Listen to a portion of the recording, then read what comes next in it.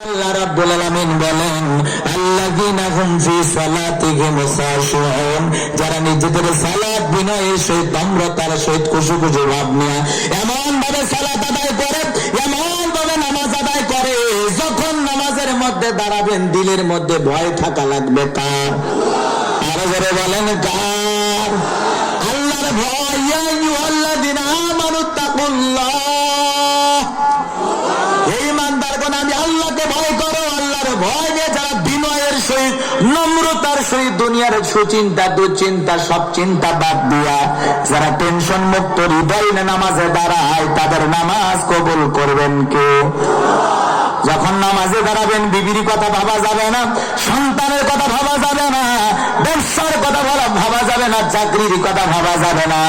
যখন মসজিদের মধ্যে ঢুকবেন দুনিয়াবি কোনো চিন্তা মগজের মধ্যে থাকা যাবে না।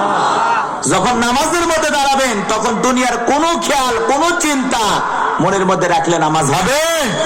যারা বলেন হবে। যখন সালাতে দাঁড়িয়ে যাবেন তখন কেবলমাত্র শুধুমাত্র মনের মধ্যে ভয় থাকবে কার? কারণ সালাতে বিনয়ের সহিত নম্রতার সহিত এত আদব এত ভদ্রতা নিয়ে দাঁড়াতে হবে। মনে করেন আপনাকে যদি দেশের রাজা বাদশা বা প্রধানমন্ত্রী দাওয়াত দেয়, আপনি যদি বঙ্গভবনে দাওয়াত পান, সেখানে গেলে কিভাবে লাফালাফি করবেন? ওই জায়গায় এমন ভাবে আদবের সহিত দাঁড়িয়ে থাকবেন যাতে প্রধানমন্ত্রীর সাথে রাজা বাদশার সাথে কোনো ধরনের বেয়াদবি না হয়। কথা বলেন ঠিক কিনা? আল্লাহর ঘরের দাম কি বঙ্গভবনের সাথে কম? কথা কম না? তাহলে আল্লাহর ঘরে আল্লাহর বান্দা ঢুকতেছে, ওই জায়গাতে আদব কম না বেশি? এমন আদবের সহিত নামাজের মধ্যে দাঁড়ানো লাগবে যাতে দুনিয়ার কোনো চিন্তা ভাবনা মনের মধ্যে না থাকে। আপনি যখন নামাজে দাঁড়াবেন মনের মধ্যে এমন খেয়াল আনা লাগবে, মনে করে লাগবে আমি নামাজ পড়তেছি, আসমানের মালিক আল্লাহ আমার নামাজ পড়া দেখতেছেন। কথা বলেন না কেন ভাই? আপনি নামাজ পড়বেন আর মনে মনে ভাববেন আমি নামাজ পড়তেছি, আমি সালাত আদায় করতেছি, আল্লাহ আমার সামনেই দাঁড়িয়ে আছেন। এমন মনোযোগ নিয়ে নামাজের মধ্যে দাঁড়ানো লাগবে। রাগ করছেন? খারাপ লাগতেছে মনে না? কয়টা শেষ করি?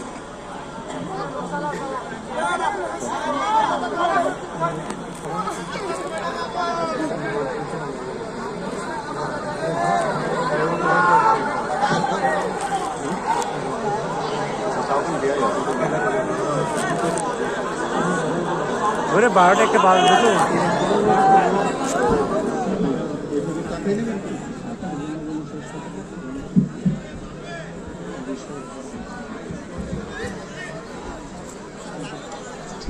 মন খারাপ করছেন আপনারা?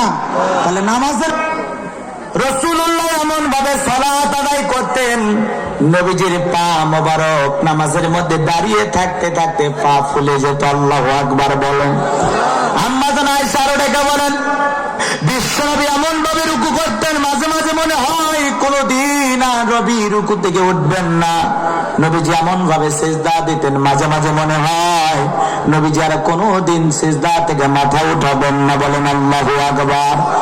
আম্মা জান আয়েশা ডেকে বলেন একদিন রাত্রি বেলা দিকে বিছানা ভিজে গেছে, আমি আয়েশা মনে করলাম পানির পরে ভিজে গেছে, কিন্তু না না, আমি আয়েশা তাকা দেখে আখিরি পয়গম্বর মুহাম্মদ রাসূলুল্লাহ এমন ভাবে চোখের পানি ছেড়ে দিয়া কান্না করেছে, নবীজির চোখের পানি দিয়া কাঁদতে কাঁদতে পুরো বিছানাটা ভিজে গেছে।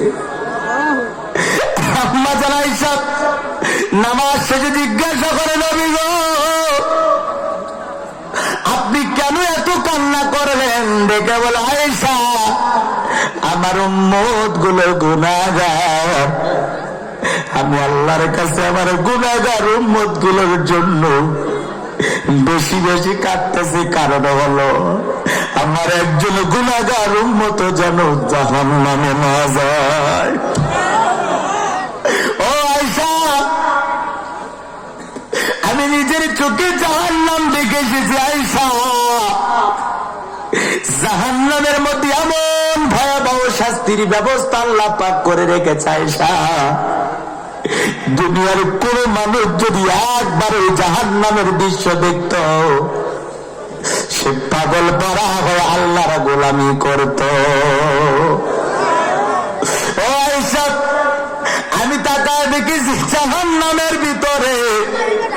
পুরুষের তুলনায় নারীদের সংখ্যায় বেশি।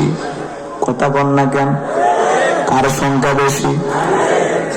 মন খারাপ করছে, খারাপ লাগতেছে। দিলের কানটা লাগা শোনেন, মা বোনদের আলোচনা করতে গিয়ে একটু বোঝানোর জন্য, বলার জন্য চেষ্টা করব।